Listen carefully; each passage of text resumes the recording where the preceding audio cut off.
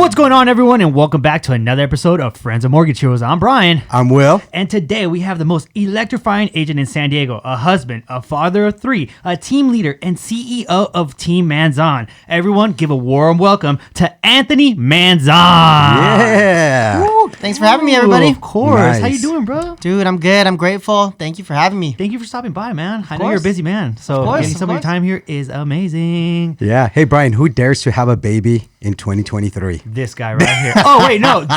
Us. Both of us, Both man. of us. Exactly. I'm like pointing the finger, pointing right back at me. You know, hey, I admire you guys for helping grow our generation grow. But come on, 2023 was a brutal year for us. You know what I mean? So I'm just glad that you guys bringing nice, good, vibrant, good blood into, the Chula Vista area. So thank you. Yeah, thank you. I mean, we decided to have this baby at the end of 2022. Ah. And so, being created at the end of 2022, being born into 2023, it was just, luck of the draw. And I'm grateful the way it happened because, this year was different than a lot of other years in real estate. I chose to intentionally take a couple months off, be there for the family. It's a different time, a different type of business that I want to run right now. And it was the perfect year to make it happen. Wow, I love that. So you're all about family, I can tell. Yeah. That's yeah. awesome, man. That's awesome.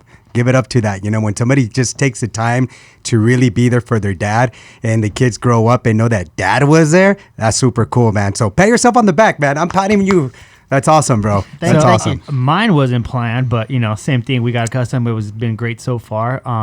And overall, it really just wakes up something else inside of you. You got 2 kids, you got 3 kids. I mean, like now it's just kind of like, you don't need any more motivation. You don't need any more motivation than that. But let's pivot into your origin story, Anthony. For the audience that doesn't know you, which is very, very difficult, give us a little bit of a journey of where you started, how you got to where you're at, and everything in between. Yeah. So I am grateful to say that this is my 10th year in real estate. It's my 10-year anniversary. And I started when I was 24 years old. I got licensed in 2013. And I remember my wife and I, we both graduated from UC Santa Barbara. She's from LA. I'm from San Diego. And she said, after I proposed to her, well, no. That's not the story already. She was like, I'm not moving to San Diego for someone who's just my boyfriend. So I'm like, okay, I guess I got to propose to her. Wow. And so, we were together for a year at the time, and I proposed to her so that she would move to San Diego. And of course, I knew I wanted to marry her, not just to move here. And so after we both graduated, we moved to San Diego. And after getting our degrees, we couldn't get, good paying jobs. My wife, she was a bank teller before going to college. After college, she got her degree, got her debt, and then went back to a bank teller job. And then same for me, couldn't really get a good paying job either. And so after a long chain of events, we went on a family vacation. My wife's boss at the bank wouldn't let her take the vacation hours off. And so I had the hard decision. Do I go on this vacation with my family that they paid for without her? And Wow. I made the wrong decision and I said yes. And so I went and I got in trouble for a very long time. However, that was the best thing that ever happened to us because while I was on vacation, this real estate agent would come into the bank and keep depositing these big checks every single week. And she asked her, like, what do you do? And she's like, oh, I'm actually a real estate agent. And my wife's like, oh, I've always been interested in real estate. And on the spot, that agent was like, you know what? Why don't you meet our team leader? Just see if it's for you and go from there. And, Wow. my wife would come home and nobody was here. We were all on vacation and I had no cell service. And when we docked, I picked up my phone, got a voicemail. My wife said, hey, I met with a real estate agent and I actually have a new job now. I'm an assistant to a top producing real estate agent now. Wow, that's freaking crazy. So all this time, Anthony, I thought it was you. Oh, no, it was her. Wow. Yeah. he came back to a whole new life. That's crazy. Yeah. The power, right? The influence when you're seeing and just asking the guts of just asking that person, what is it that you do? And sometimes we're so scared to ask people. But the best thing to do is just if you're asking, then you'll be able to at least see. I love that story. Yeah. That's awesome. Thank you. And the cool thing was after that, like it took a time of being desperate for us to take on that opportunity. I always think that when you get into real estate, you have to be at the right time in your life. Like if I got into real estate any earlier or any later, of course, things would be way different and we wouldn't have the results that we have today.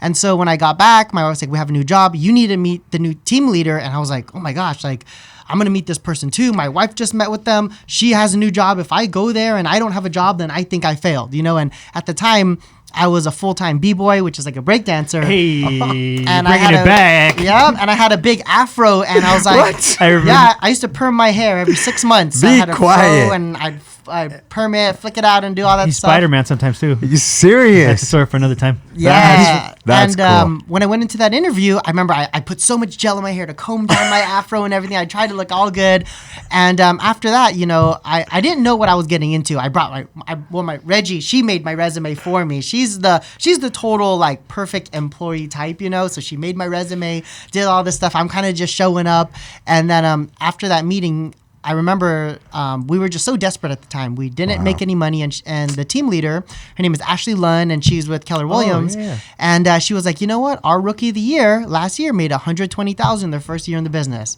and I never made more than like $5,000 in a year. Being a beat boy, huh? Yeah, I just taught dance classes like 2 a week, making $25 or $50 a week, live with my mom. And I was like, a real estate agent can make that much money. And I'll never forget, because like right before that meeting, I was just thinking like, I was willing, I wanted to provide for my wife. I had to prove to her that I was going to be a great husband. She was like the first one in her whole family to ever graduate college. And taking me on, never had a full job. I never had a full-time job. I'm a b-boy, so like I had to prove myself. And I never will forget, like I was willing to be miserable, for the rest of my life just to be able to provide.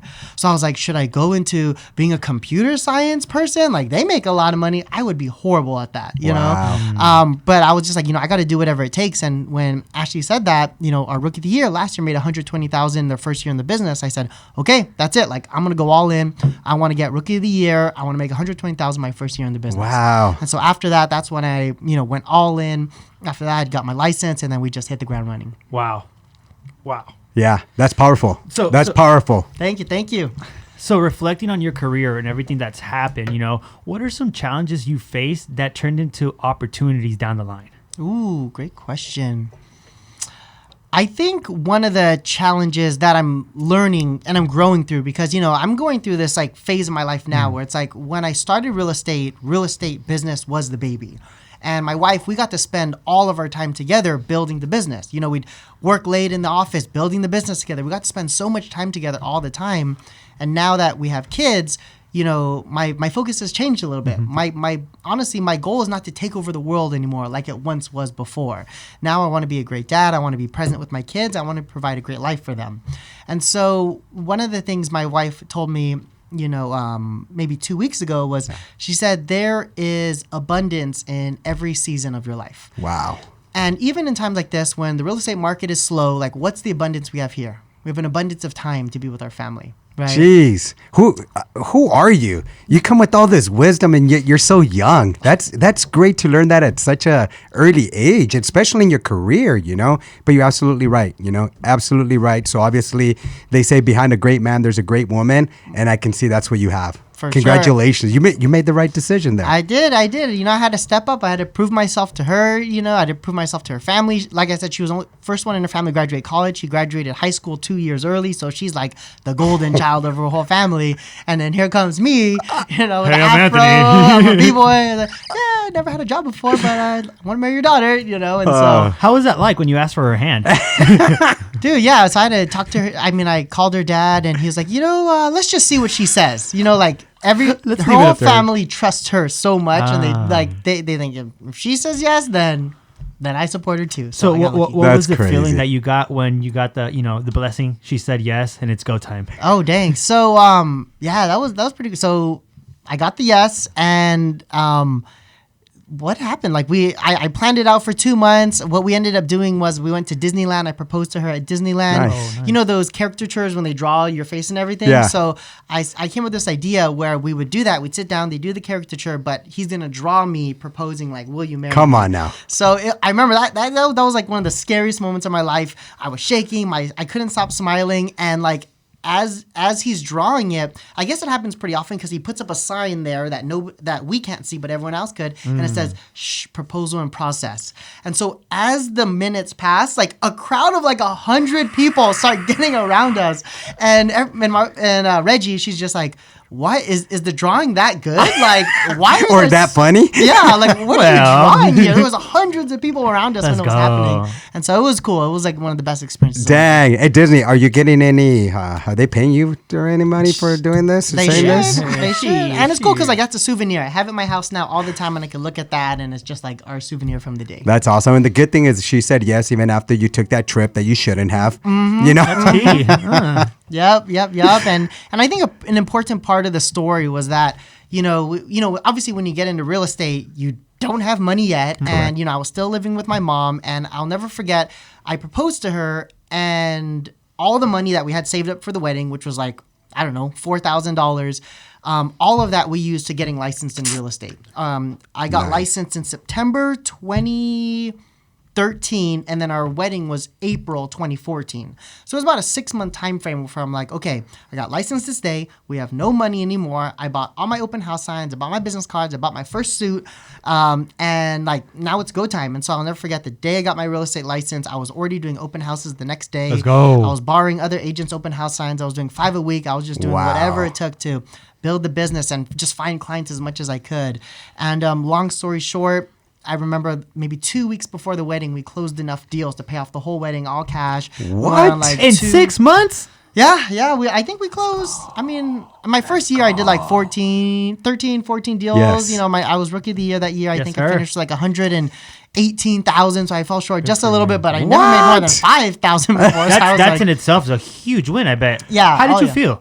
oh, dude, it was amazing. Just being able to like life is just different when you make money. You know, like it's not like money is important because of what kind of life it can provide for you. And when you go from making no money, living with your parents, having to borrow for everything to being able to pay for whatever you want and pay for it yourself and you earn it. And in real estate where you work, the harder you work, the more money you make. Like that direct translation is just you like get the everything words. changes. No, 100%. Like for me, like it isn't about the materialistic things, but it's more about the things that you're able to do for people. And that in itself brings me happiness. They say money doesn't buy happiness, but it can't provide opportunities. And how do I say it? And situations where the happiness does come out. And it's more about being together with the people rather than the money. The money's just a tool. Yeah, it's a tool to bring happiness, whether it's experiences and, having nice cars does bring happiness. Yeah. having a nice house does bring happiness, So it's just everybody has their own happiness, how they bring it, 100%. What I do like about what you shared was your vulnerability, right? You came in with nothing, making $5,000. You didn't understand you can make 100 or whatever. So you never understood that visual until obviously your wife brought it up and like, hey, let's get our act together here. And we can do this. If they're doing it, we can do it. So, to our audience and to your audience, it's like, things don't come that easy. You got to work hard for it. You were doing open houses. You already had your checklist. I have to look the part. I have to learn the part, and I have to go do the part. And you did it. So if I ask you, what makes you so successful? Because I know you're very successful. I see how you're a team leader. I see you in the social media. I've known you for years, even though I'm much older than you are. But I see the stuff that you're doing for your community, and I have nothing but I'm admirable to what you do. And I see now why you're so successful. But can you share what makes you successful? Yeah, I think, well, number one, like, honestly, like having a person in my corner that knows what my weaknesses are and can allow me to do what I'm good at. So my wife, when she's in the business with me, she took a couple months off, since we had our newest baby, 6-month-old Kalea at this moment. But she's worked with me like in and out of the business, but she's always been there. Like, I know what my strengths are. If you're familiar with the disc, I'm an ID. And my attention to detail. I'm an I. There we go. Yeah, we get energy from talking to people. We're smiley. We talk fast. We think fast. But our weakness is our attention to detail. Hey, you're calling me out, bud. That's why I'd be a horrible computer engineer. Imagine me coding. I make like 1,000 mistakes. Imagine Wrong me do language. that. Oh, heck no. I can't no. even imagine. No, yeah. So, I think like knowing what your strengths are and focusing on them versus trying to increase your weaknesses. That's like, awesome. Of course, it's important to get good at what you're not good at, but if you can get really, really, really good at what you're really naturally good at, you can get further than just trying to be a balanced, average person by bringing up all your weaknesses. Like if I focused on just attention to detail and didn't focus on how to speak, how to communicate, how my scripts, getting the presentation, I would just be an average, realtor. Yeah. 100%. And that's what we were talking about earlier about, having that synergy in the team where everybody plays their role and everybody's doing what they're best suited for. I think that gives you the best chances of being able to, just grow in any area of your life. So when you guys started doing real estate, 6 months passed, wedding, cashed out, did it. What was the next step after that? When did Team Manzon start originating? Oh, yeah, that's a good. So it's cool that we're getting into this because I don't really talk about it a lot. But I remember my first year in the business, my identity, like my big why, was getting Rookie of the Year. Nice. And after I got Rookie of the Year, honestly, like I didn't know what was next. Like I kind of spiraled a little bit. I was just like, well, what's next? Like, I'm here. What's my big why? Yes, I want to do more business and we want to, break records and do all this stuff and build the business. And that's all fun. But like, I remember when I was so tired and like my wife has footage of me sleeping, like with a toothbrush in my mouth. I fall asleep brushing my teeth and I'm saying scripts at the same time. Like, it's so funny. Like she has it. What time would you like to meet? Yeah, I was like that dedicated, practicing my go. scripts. I remember on Saturdays and Sundays, I would set up the open house signs, do the open house, take down the open house signs, do showings, right there. Like I was just doing everything. Wow. But I think the important part was like I didn't know what was next, and I don't want to say like I lost the passion and all, but it just wasn't as fun until I found what my next big why was. Yeah. And after that, I was like, well, what's next? Become number one in the market center. And then, we became number one team there. And then after that, it was 30 under 30. So after that, I was like, okay, like what's the next big thing? I want to get National Association of Realtor 30 under 30. Nice. And so I chased that for 2 years. And at 27 years old, I got the award for 30 under 30, which was super cool. And then, that was like what was my big focus there. And then, this is a fun one. You'll like this one. Yeah. So at this time, my wife and I, we got married. I was 24 years old when I got started, but we didn't have any kids yet. After I got 30 under 30, and we said, okay, when are we going to start to have kids? And we're like, okay, after we close our 100th deal, that's when we'll start to have kids. And so we were like, okay, how many have we closed? We've closed this many. Okay, so once we get to 100, that's when we'll have kids. So that became like a big why for us. It's like, okay, let's prepare to have kids. When are we going to get to 100 transactions? Is it going to take 1 year to get there? Is it going to take 2? Is it going to take 3? We'll decide that. That's awesome. How Those hard are do we nice, want to work? Those are nice trophies to start having there, right? 100 transactions. Okay. First child, 200. There's a second. Yeah. 1,000. We'll wait for 1,000 in the next one. 10 kids? Oh my gosh. No. So one of the things I do appreciate is that you mentioned that, in what you mentioned that there's different whys for different seasons. And I really appreciate that because like you said, you hit your goal and you're like, okay, Rookie of the Year. Now what? Kids. And then when was Team Manzon born? Yeah, so I would say, we brought on our first employee after my first year in the business. So my very first year, it was me and Reggie. We were working together. I was like all sales. She was like operations and the assistant. Yeah. And then our second year, we brought on Jessica, who was our first assistant on the team. And then we started bringing on other people after that. So I would say after our first year in the business. Wow. Oh, nice. That was quick. Yeah, good for you, man. And in that world, it's common to build your team up quickly. Like that's what was like the focus was build the team.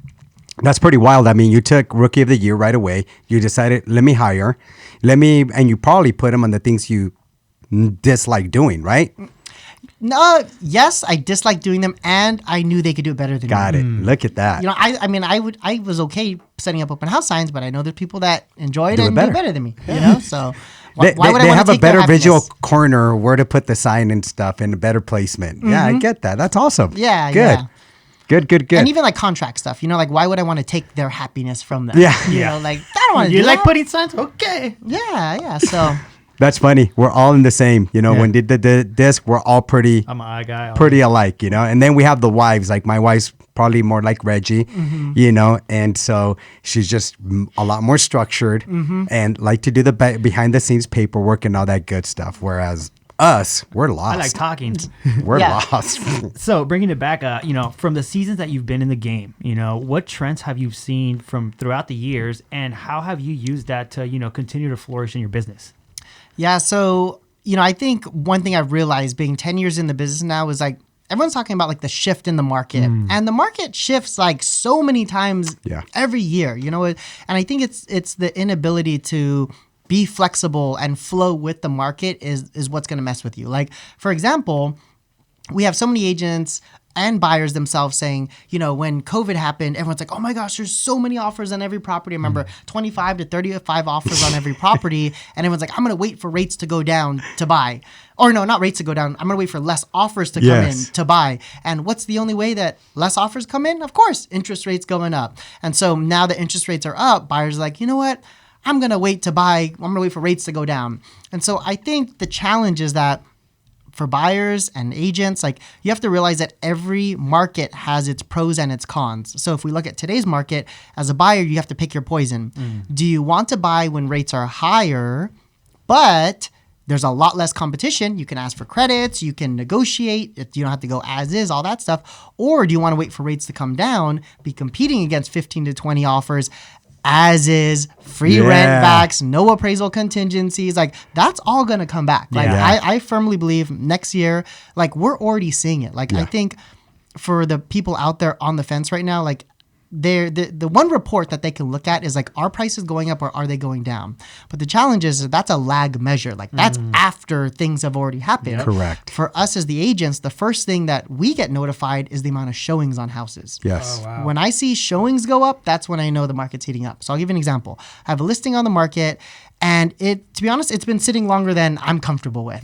And in a 1 month time frame, we maybe get, if we're lucky, one showing a week. Wow. Oh, wow. When rates went down, in the past month, it just jumped up to like 5 showings a week in the past 3 weeks. So that's a total like 15. And so like the buyers don't see that. They're just like, are prices going up or are prices going down? For me, I'm like, oh dang, showings are already picking up here at the end of the year when it's supposed to slow down. Like, be ready for January, be ready for February. Like now's the time to get your buyers in. Now's the time to prospect because, it's gonna get very competitive again. And then when I know that happening now, I have to readjust my systems. And so I had a meeting with the team, like what are the things we have to do to change to win these multiple offer situations? Yeah. And so, there are things that we do.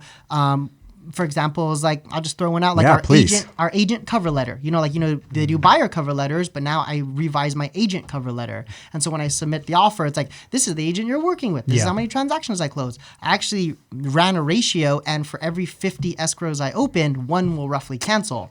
And so like knowing those statistics, when you submit that, it's like, that's how you win these multiple offer situations. Wow. So just building those systems again. That's awesome. That's how you pivot into changing with the changing times instead of just kind of sticking with the same. Yeah. So that's awesome. Thanks for sharing that. Of course. And one thing I remember when I saw the market really slowing down was when the showings started slowing down. And like, I remember, early in the year, I think rates were like 5.5%. Yeah. Like we were getting maybe like 7 to 10 offers per house. And then when rates went up, I remember for the agents that didn't know the market was adjusting yet, like we would get like no offers the first weekend, or no, we get no offers the first like couple days, and then we get one offer in, and that one offer was like 10 to 15, 20,000 above asking price.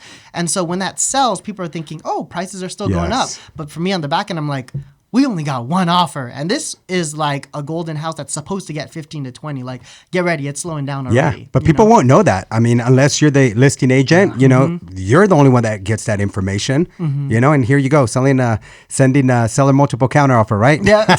So you just got to be prepared. Highest and best. Highest and best, and it's all about the language you speak with agents, we had over 20, and I remember we'd get like 25 showings on the house with one offer. And I'm like, that's not normal. Like 25 showings usually equals 10 to 11 offers. And so you can, as agents, we can see that based on the amount of showings and offers coming in, but the public doesn't get to see that until like it closes. Did it sell at asking price, above asking price? That's all they see. And that's like already too late, Yeah. And that's what we were discussing in the previous podcast, that, we're in the forefront of all this data. We're actually seeing it happen in real life. Whereas, unfortunately, consumers see it on a headline that's already opinionated and washed down with, whoever commentary wants to get put on top of that. But what would you say in a challenging market like San Diego, what's your distinctive edge and what sets you apart from other realtors that helps you get the job? Ooh, great question. So I think number one is when you're working with an agent, if you're a buyer out there looking to work with a real estate agent, I think the number one thing is, does that agent know how to get your offer accepted? Like, let's talk about the market. That's powerful right there. You know, like, let's talk about the market we're going into. Like, you know, it's already too late to talk about the slow market. Let's talk about the fast market. Let's go. That's it. And so, like, if you're looking to buy, like, work with the agent that knows to get offers accepted. Like, you might have a friend who's the local specialist. You might have a friend who has a good presentation, but if they can't get offers accepted in a multiple offer situation, like, that doesn't mean anything. Like, prices are going to go up, you know, like, it's costing you money the longer it takes you to get your offer accepted. Yeah. And so, like, that's number one, is like, what are the key strategies and tips to get offers accepted? I think an important part of that is having an agent that has good relationships with with realtors in that marketplace. Yeah, you know, definitely. I can't tell you how many times I call the listing agent, like, they know me and we're friends and everybody knows me that, like, I kill people with kindness. Yeah. I'm not the type of realtor that's gonna, like, beat them down and try to get every single thing. Like, no, like, I know this relationship's important. In 6 months, I might write an offer again, and, like, I need you to accept this offer, so I'm going to do whatever I can to make this deal go through. And that's why our ratio, you know, open escrows to fallout is so low, is because we got to do whatever it takes to keep All the about escrow. reputation, right? People who you know. It's right now. That's one of the things we see is it's crucial to have relationships, you know, and be transparent up front. Set the expectation up front. It sounds like that's what you're already doing with your cover letter. It's no longer the buyers. It's actually the buyer's agent, which I think that's genius. Put yourself out there. Yeah, it's Let important. people become aware of who you are in your community and what you're representing. So that's excellent.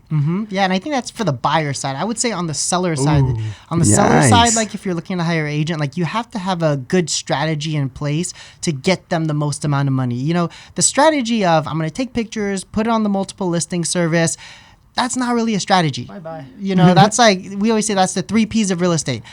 Pictures of the property, put it on the MLS, and then put a sign in the yard. Okay, and then the 3 pray Ps. for an agent, you know, that's going to bring a buyer. You know, like, that's not a real, like, intense strategy that's actually going to funnel buyers and get them in to pay the top dollar amount. Yeah, that's know, awesome. I was going to ask you what makes you a great leader, but I can see why.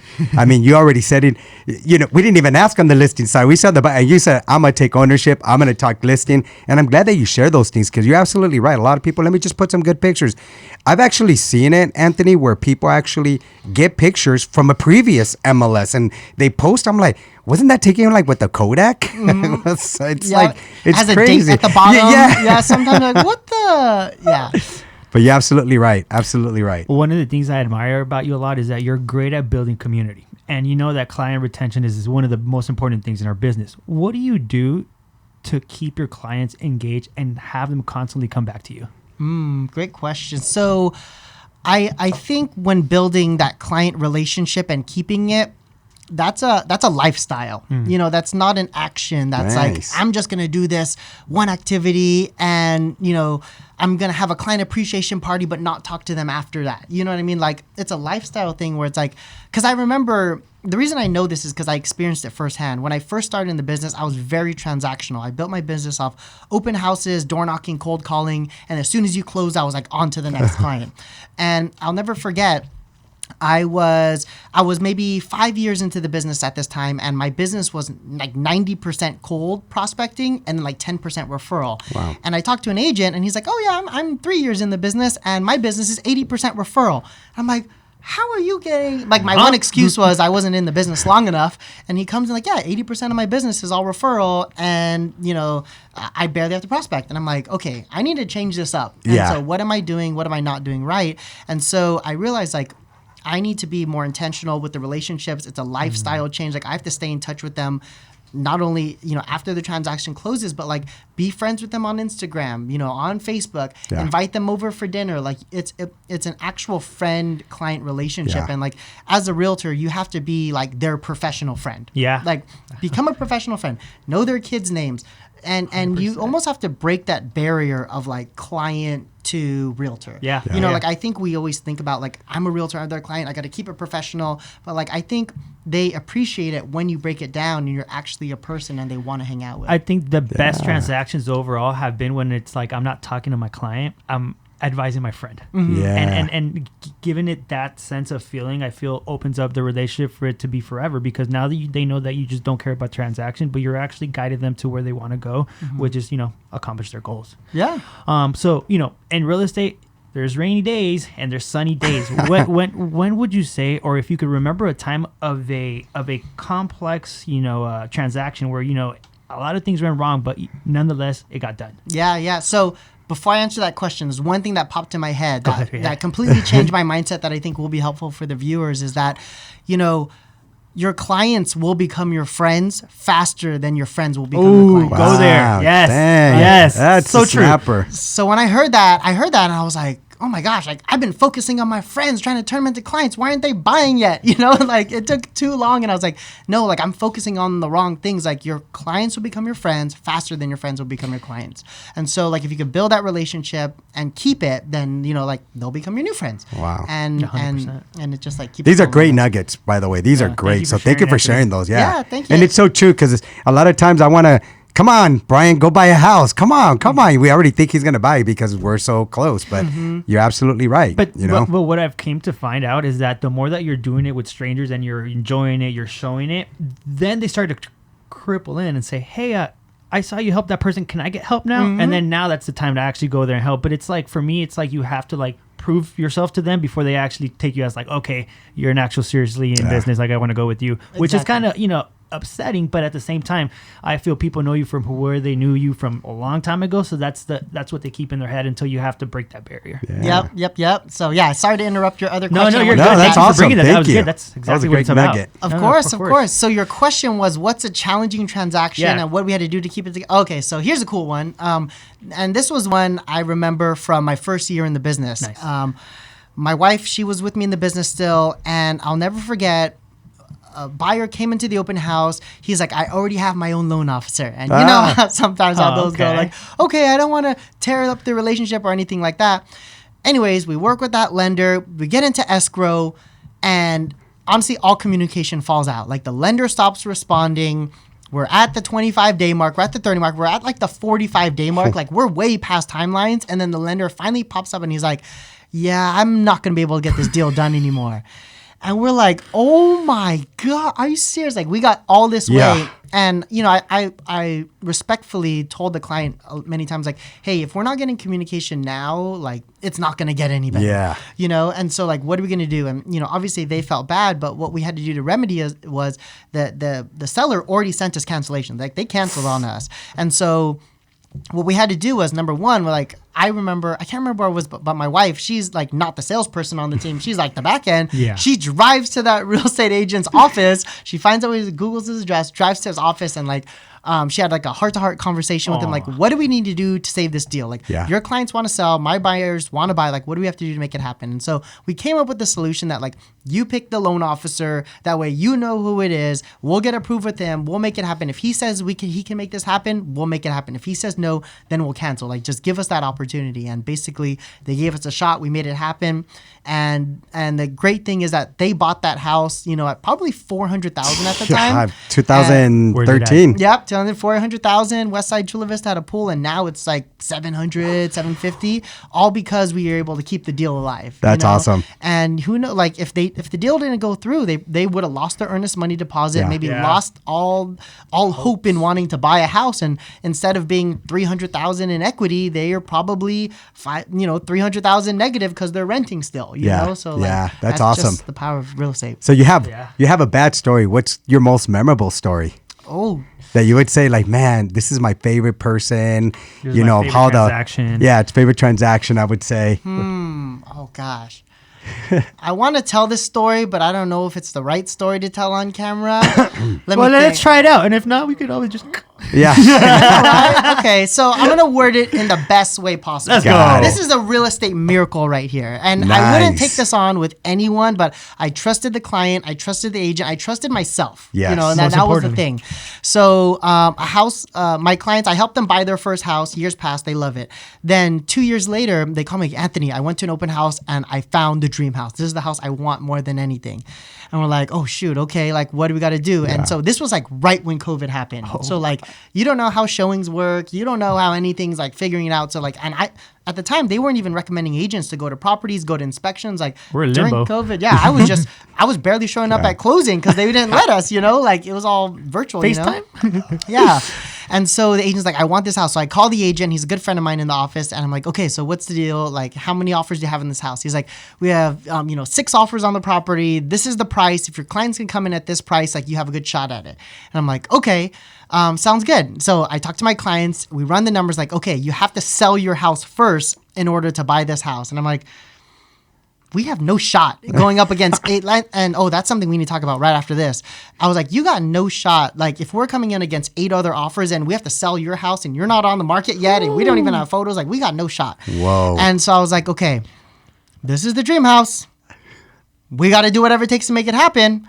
I am going to make this happen no matter what. Dang. And so like we basically like submitted the offer, not contingent upon their house selling. What? I know it was risky, but it was the dream house. I feel like putting the Mission Impossible song right now. It was scary. Yeah, it was super scary. Like we were like, okay, we're gonna submit this offer in, not contingent upon the sale of your house because we're gonna make this happen. And if we have to do something else, like I don't know, a hard money loan or whatever to make it close. Yeah. Like we're going to do whatever it takes to do it. But like, we're not going to submit contingent because if we do, like you have no shot at your dream house. This house has a tennis court. It has views, has everything. And the property was $730,000 at the time. What? It's over like 1.3 now. So of course, trusting it in us, the equity and all that. But the crazy thing is we submitted not contingent. We submitted, got the offer accepted, and it was a 30-day escrow. And so we had to basically take photos, get their house on the market in escrow, and close before that one closed in order to make it happen.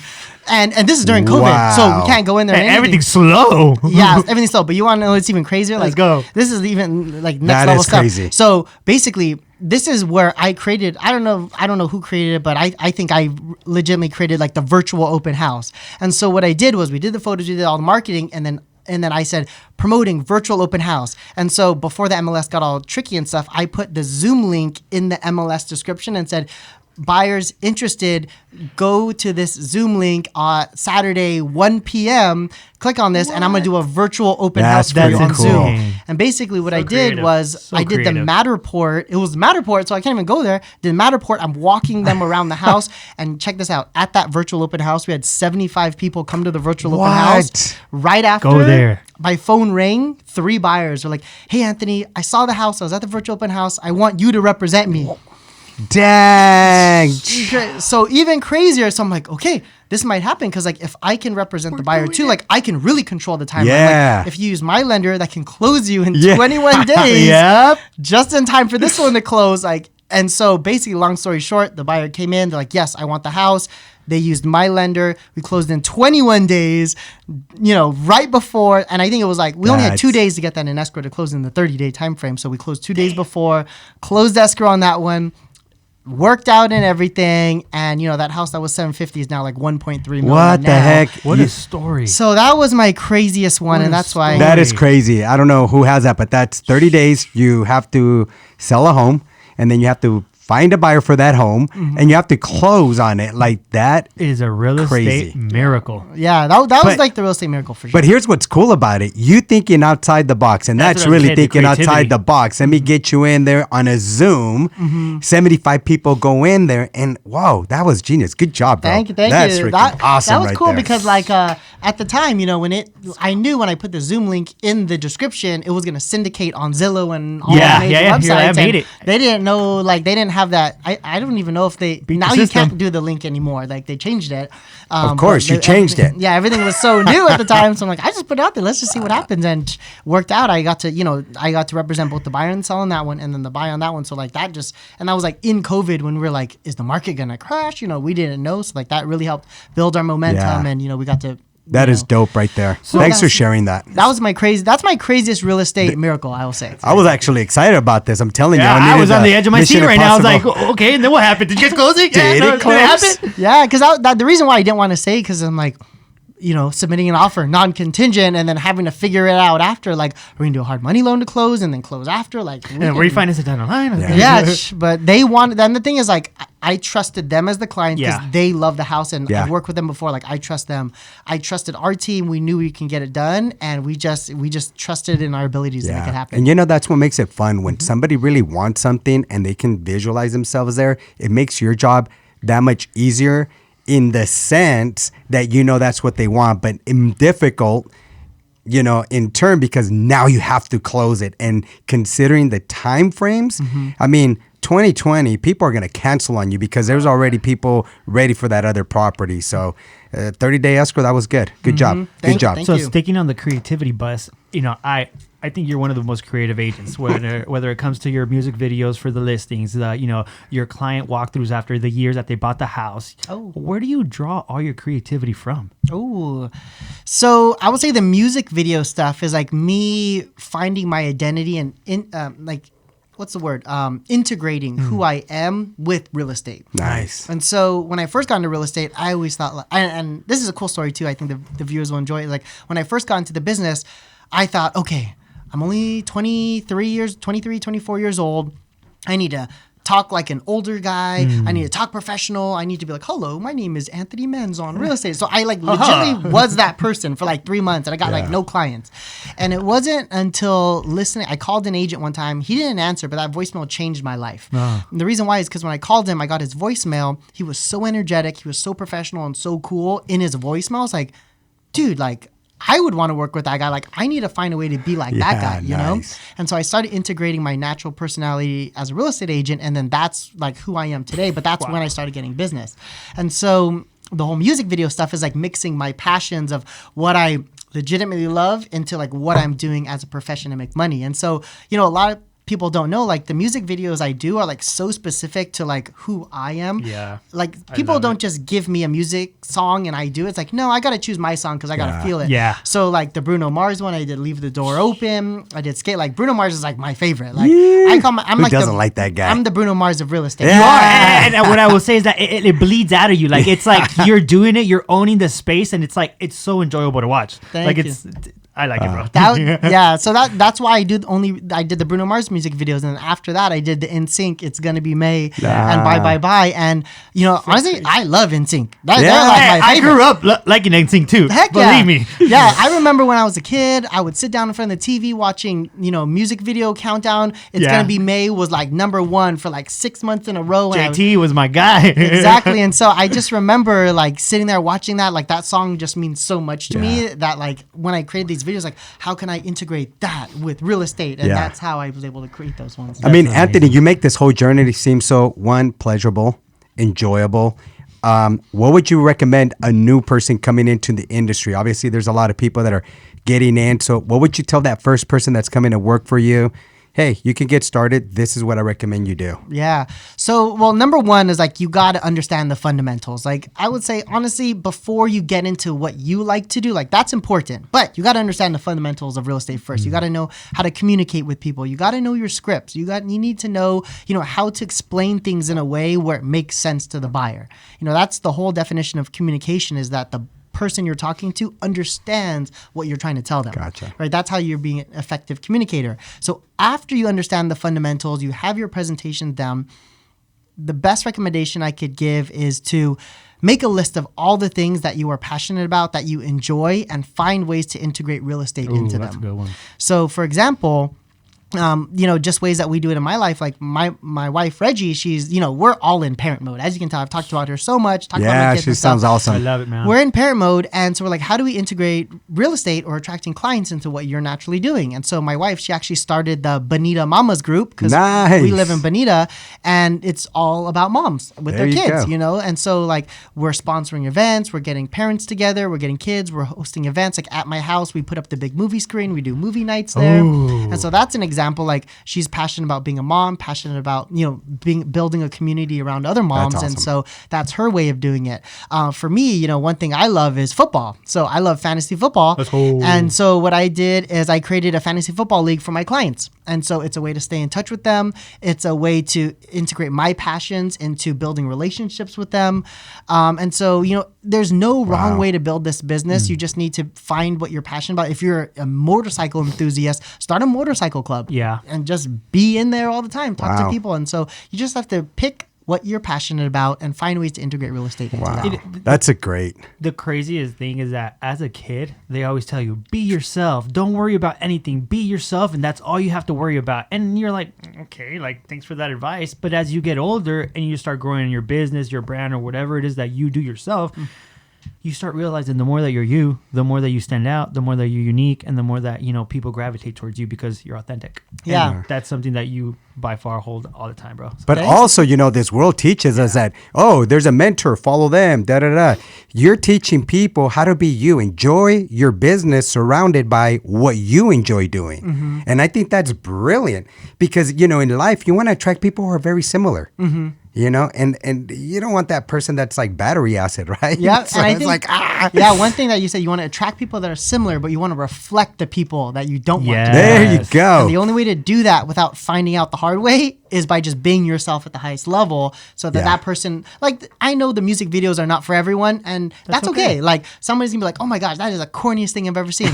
And that's okay. that's is not your cool. cup of tea, and that's fine. And that's totally like no Keep judgment swiping. on you, Yeah. no judgment on you. Like, it's all good. Like, I'm just going to keep doing this. And Yeah. if you want a realtor that's more professional, number driven to the point, like, totally cool. Like, I don't want to ruin your experience, by not meshing with the way I do business. One quote that I heard was, if being me bothers you, it means you're not being you enough. There True. you go. Yep. I love that. Damn. Well, this is all crazy, guys. This is phenomenal. I mean, I can see why, Anthony, buyers and sellers would be using your services. I mean, you're a very standout guy. You understand the market. You're gonna help them benefit in many, many ways. And I mean, your professionalism, just your attitude, your energy is radiant. It's just, I can tell you're gonna have fun, and the client's gonna have fun with you. So I could just imagine you walking into an open house with them. You're not gonna be like, this is the bad. Like, you're gonna give them true information of what you would advise a person because you put yourself in their shoes, So that's you. And I love that, Yeah. And I think one thing to add to that is, like, we talked about, the agent client relationship business is that, like, if you make that lifestyle change that you want to transition your clients into friends, like, you have to do a great job. And you have to do a great job selling their house or helping them buy, helping them sell, and then maintain it. Like, it makes you do a better job because you want to be friends with them later. It's not like, okay, I'm just going to sell them the house and then I don't have to talk to them, so I don't need to be as good. Yeah. No, because you're going to become their friend, because you want that long-lasting relationship, it makes you show up even better. Yeah, they're going to be in your fantasy football. Yeah, 100%. Yep. So before we let you go, Anthony, speaking about future aspirations, looking ahead in the years, building a family, building a business in your backyard, what are the long-term goals, in real estate or outside of real estate? So I want to invest in more real estate. I want to buy more properties. Like, I think right now, like, people need, if you don't own a house yet, like, you need to buy. Like, it's only gonna get worse. Like, I think people are, saying, like, I want to wait for rates to go down, or I'm waiting for the market to slow down. Like, you're always going to be waiting. And every single year I've been in the business, everybody said the market's going to crash. Like, I remember in 2014, people were like, I'm waiting. The market's going to crash. I'm waiting.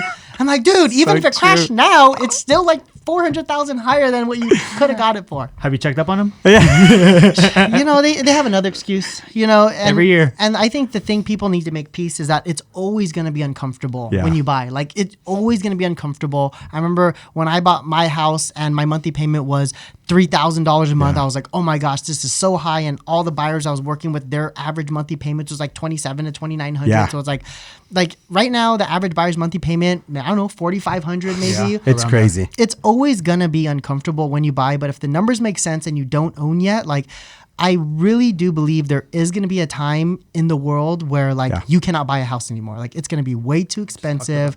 There's so many houses that are never going to come back on the market. Like a property that I buy, if I turn it into an investment, like, that's a house that will never come back on the market again. No, that's awesome. Same thing with, like, big companies buying properties, turning them into rentals. Like, that will never come back on the market.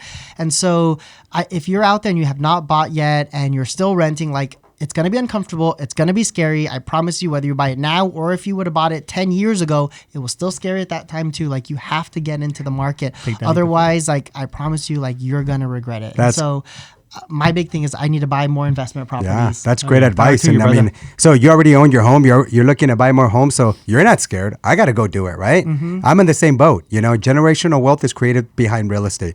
As a matter of fact, there was a great article in NAR, National Association of Realtors, back in April of 2023 that says homeowners' wealth is 40 times higher than renters.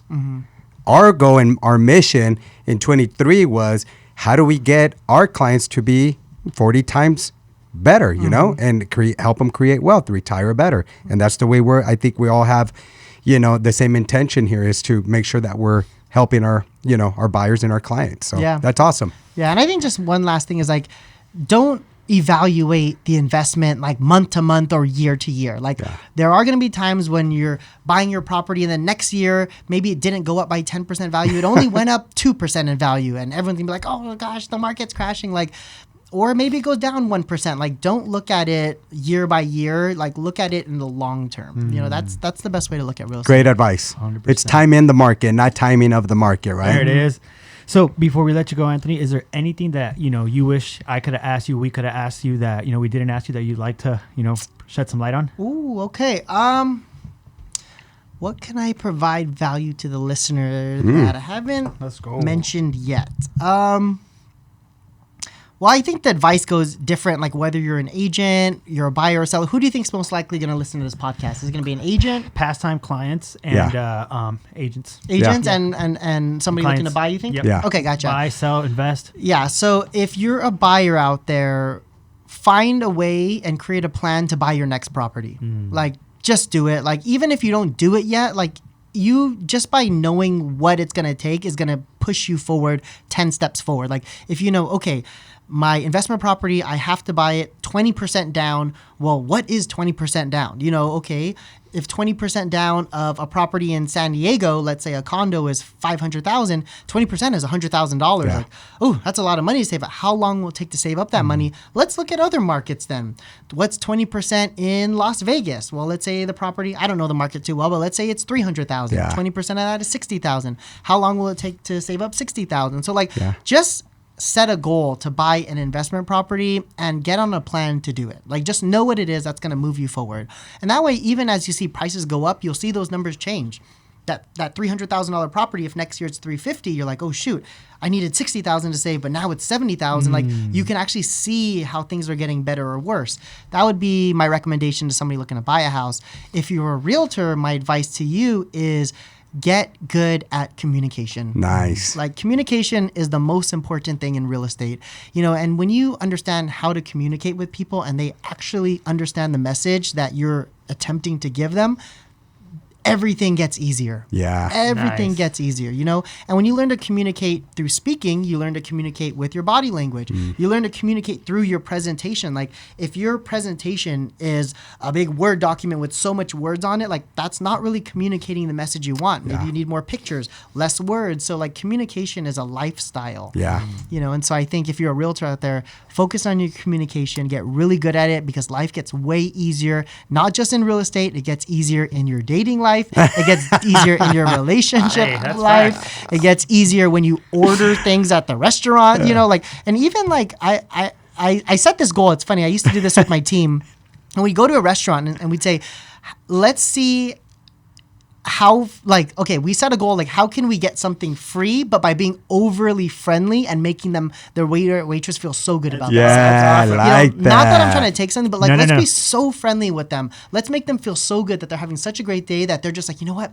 I slipped you some extra pancakes. You know, That's and awesome. that's dope. Damn. And so Is we- that the way you do it? yeah, we would, like, you know, we would do that just by being so good, and like, that's a That's good way to like great. practice, like, making people feel good. That's awesome, man. Hey, those are a bunch of great nuggets. Communication. I mean, real estate or anything you do in business, it's going to be it's a contact sport. So communication's key. So I really feel like not only did you hit just the audience of buyers, sellers, and realtors and all, it's just in general, a lifestyle. you know? So I like that. I Anthony, like that. thank you so much for your time. For the Yes. viewers at home, people tuning in, where can they find you on social media or get in contact with you for that matter? Yeah, so I would say find me on Instagram. It's just my name, Anthony Manzon, Manzon. That's probably the best way to communicate with me is through Instagram. Yeah, there you Nice. go. And Nice. Reggie, thanks for tolerating this guy.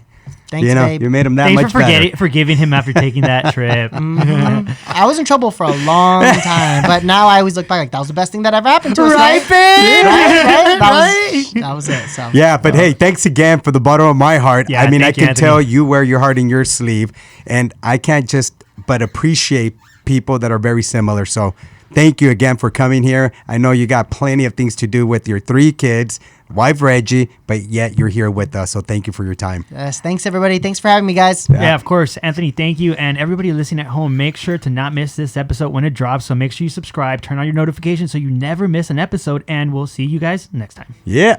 See ya.